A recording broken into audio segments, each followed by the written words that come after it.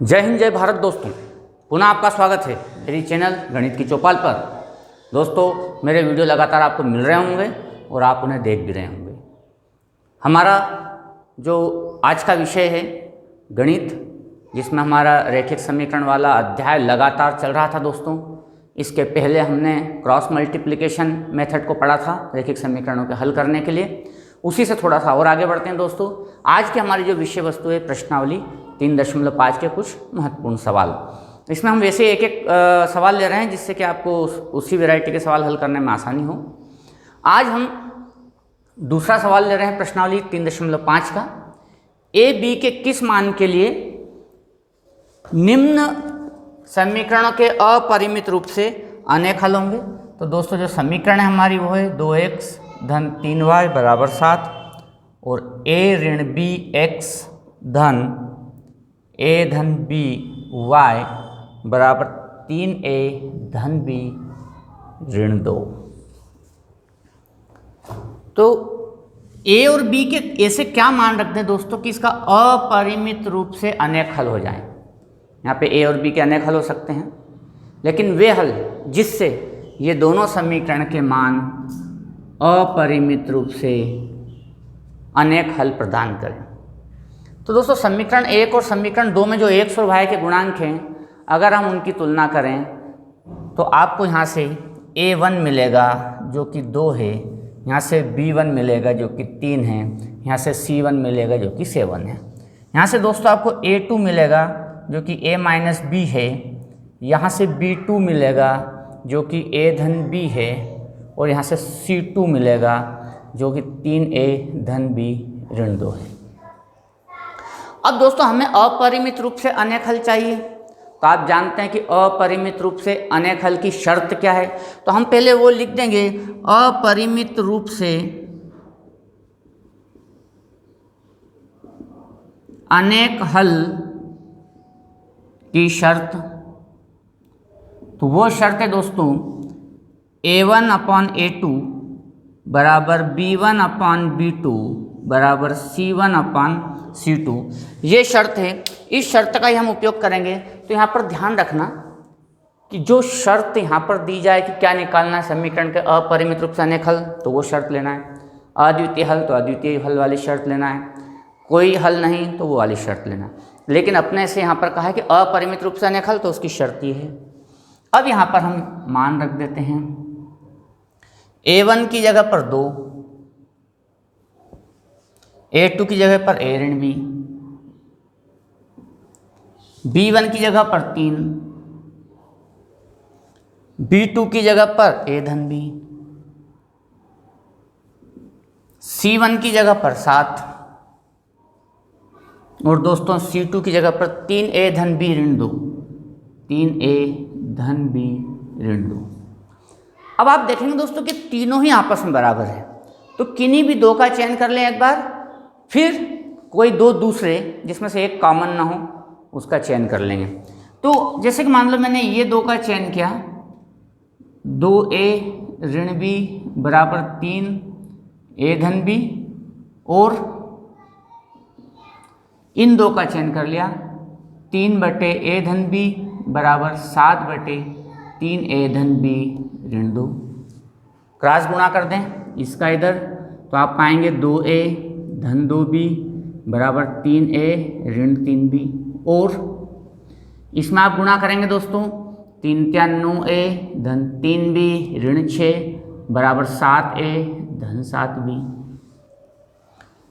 ab को ab के साथ ले आए, इसको इधर ले आए, तो 2a धन 2b ऋण 3a धन 3b बराबर 0, और यहाँ पर आप देखेंगे इसको इधर लाए, 9a धन 3b ऋण 6 ऋण 7a ऋण 7b।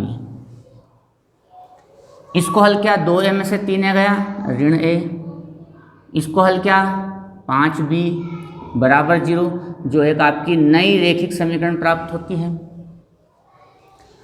यहाँ पर आपको 9a में से 7a गया तो 2a,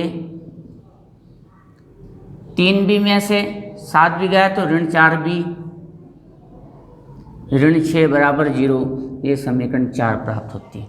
तो दोस्तों एक नए सिरे से आपको एक नए प्रकार की रैखिक समीकरणें प्राप्त होती है। अब इन रैखिक समीकरण को आपको जो विधि अच्छी लगे, विलोपन, विस्थापन, ठीक है, आप उस विधि से इनको हल करें तो आपको A का मान आ जाएगा और B का मान आ जाएगा। बस वही A और B के मान अगर आप यहाँ रखते हैं तो वो अपरिमित रूप से अनेक हल देंगे। तो यहाँ पर मुझे विस्थापन विधि बहुत अच्छी लग रही है तो मैं उसका प्रयोग करूँगा।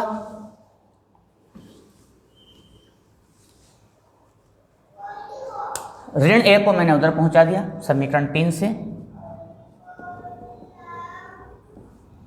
5B बराबर A। अब A का मान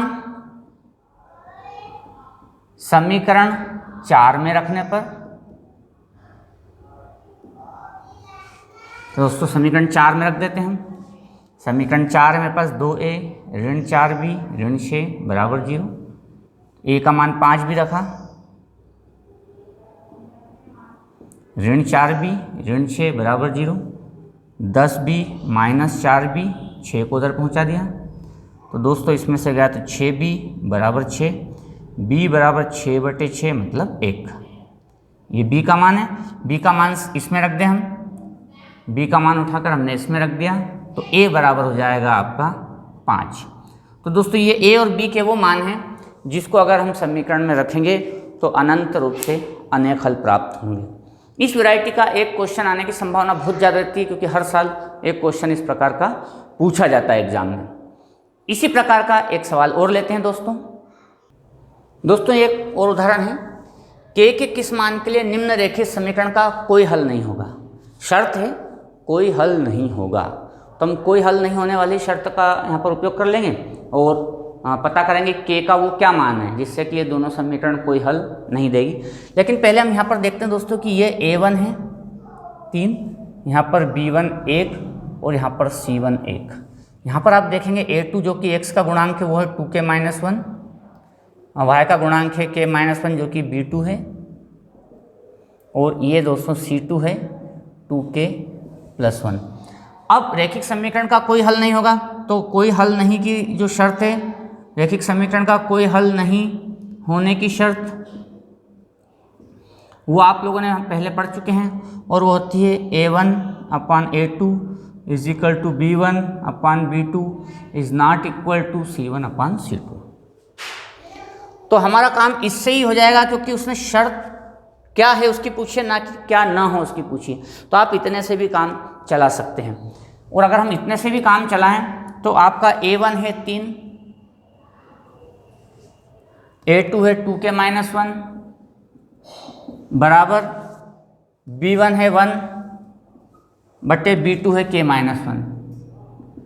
बराबर नहीं करके C1/C2 लिख सकते हैं, लेकिन क्या नहीं है ये नहीं पूछा है, क्या है वो पूछा है, इसलिए ये वाली शर्त को ले लेंगे। इसका इधर से इधर गुणा, क्रॉस गुणा, इसका भी गुणा, क्रॉस गुणा क्या 3k-3, इसका इससे गुणा 2k-1, k को एक तरफ कर लें, 3k 2k को इधर लाए पक्षांतर करके, -1 उधर ही था, -3 को उधर पहुँचाए तो प्लस का 3k में से 2k गया k और 1 गया 3 में से तो 2। तो दोस्तों k बराबर 2, k बराबर 2 वह मान है जिसको अगर मैं इस समीकरण में रखता हूँ तो इस समीकरण के कोई हल नहीं होंगे। तो इस प्रकार इस वैरायटी का क्वेश्चन एग्जाम में आने की संभावना बहुत ज़्यादा रहती है, तो आप इनको अच्छे से तैयार करें। और जो शर्त पूछी जाती है कोई हल नहीं है तो कोई हल नहीं वाली शर्त ले लें, अपरिमित रूप से अनेक हल होंगे तो अपरिमित रूप से अनेक हल वाली समीकरण ले लें, A1 A2 B1 B2 का मान रखें और हल करें। बहुत आसान सवाल है, आशा है आपको समझ में आया होगा, और इस प्रकार के सवालों को मैं और लेकर के आता रहूँगा। अगले वीडियो में हम और आगे की बात करेंगे, तब तक के लिए जय हिंद, जय भारत।